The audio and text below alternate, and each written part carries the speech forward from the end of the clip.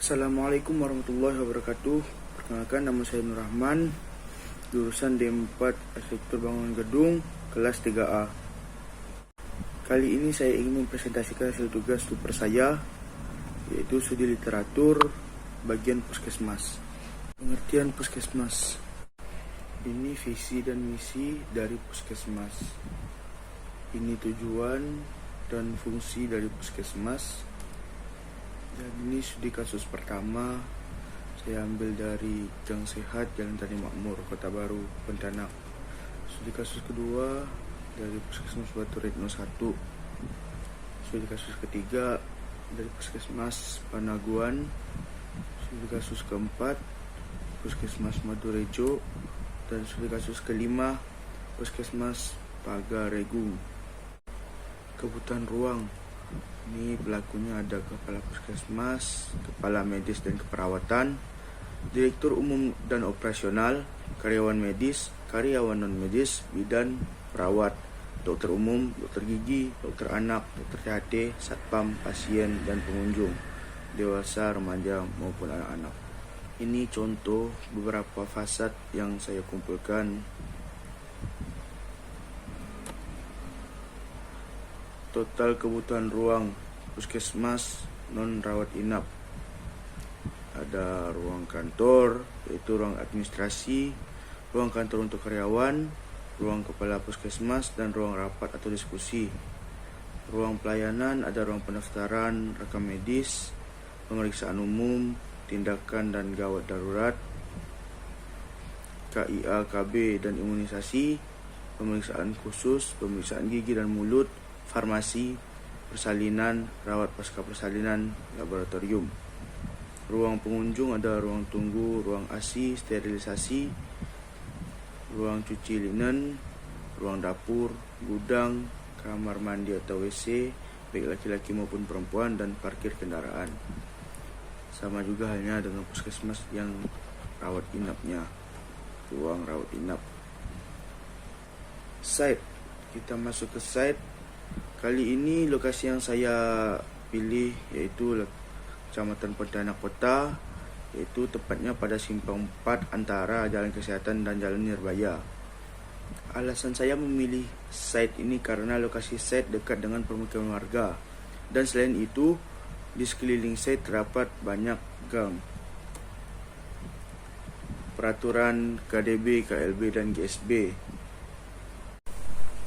Sirkulasi dari puskesmas. Datanya pada jalan kesehatan adalah sirkulasi utama untuk akses menuju site. Selain itu, pada sisi kiri dan kanan site terdapat jalan yang bisa menjadi akses menuju site, yaitu Jalan Nirbaya dan Jalan Harapan Jaya. Pada belakang site terdapat permukiman yang menjadi salah satu akses menuju site. Analisis. Akses utama ada di Jalan Kesehatan, tepat pada simpang 4 antara Jalan Kesehatan dan Jalan Nirbaya. Terus respon. Supaya memudahkan jalur sirkulasi, maka jalur masuk dan jalur keluar akan dipisah. Seperti pintu masuk sebelah kanan site dan pintu keluarnya di sebelah kiri site. Dan bisa juga posisi bangunan dimundurkan sampai ke ujung pojok supaya bisa memperluas area parkir dan memperluas area sirkulasinya. Kebisingan. Datanya dari data yang telah diteliti di lapangan dapat disimpulkan bahwa sumber kebisingan yang sangat dominan ada di Jalan Kesehatan karena merupakan jalan umum yang cukup besar. Dan ada juga kebisingan yang muncul pada Jalan Harapan Jaya, akan tetapi suara yang muncul tidak terlalu nyaring atau frekuensinya sedang. Analisisnya, pada jalan utama menimbulkan kebisingan dengan frekuensi yang besar, pada sisi kiri menimbulkan frekuensi yang sedang, dan sisi belakang dan kanan menimbulkan frekuensi yang rendah. Respon dari sumber kebisingan ini supaya dapat meredam frekuensi suara yang tinggi disebabkan oleh kendaraan, maka akan dikasih pagar keliling halaman dan ditanam tanaman yang rindang seperti pohon pucuk merah di hampir sekeliling halaman. Dan bisa juga posisi bangunan dimundurkan sampai ke ujung supaya bisa mengurangi dampak dari frekuensi yang ditimbulkan oleh kendaraan. Vegetasi. Dari datanya tidak terdapat berbagai tanaman di sekitar site karena merupakan lahan kosong. Hanya ada pepohonan di bagian depan site dan di tepi jalan, dan rumputan pada site. Respon. Adanya pohon yang berada di bagian depan site akan menutupi fasad pada bagian depan bangunan. Akan ada pencabutan dan penanaman pepohonan baru yang sesuai dengan arah keluar masuk site dan sekaligus bisa sebagai tempat peneduh di parkiran. Analisisnya, menghilangkan rumput yang gersang di sekitar site dan menanam kembali tanaman-tanaman hias, coka, dan beberapa pohon ketapang pada sekitar site yang memberikan kesan baik dan sehat. Persyaratan ruang. Persyaratan ruang puskesmas ini ada nama-nama ruangnya, jenis ruang, penghawaan, pencahayaan, kebisingan, kelembapan, dan aromatik. Nama ruang hall, jenis ruangnya publik, penghawaan alami, pencahayaannya bisa alami dan buatan, kebisingan tinggi, kelembapan kering, aromatiknya tidak ada.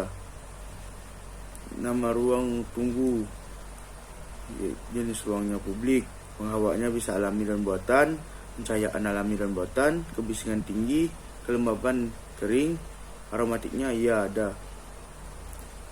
Ruang resepsionis, jenis ruang publik, penghawaan alami dan buatan, pencahayaan alami dan buatan, kebisingan rendah, kelembapan kering dan basah, aromatik tidak. Ruang admin, jenis ruangnya publik, penghawaan alami dan buatan, pencahayaan alami buatan, kebisingan rendah, kelembapan kering basah, aromatik ya. Parkir umum publik, penghawaan alami, pencahayaan alami buatan, kebisingan tinggi, kelembapan kering, aromatik tidak ada. Ruang karyawan private, penghawaannya alami dan buatan, pencahayaan alami dan buatan, kebisingannya rendah, kelembabannya kering dan basah bisa, terus aromatiknya ya ada.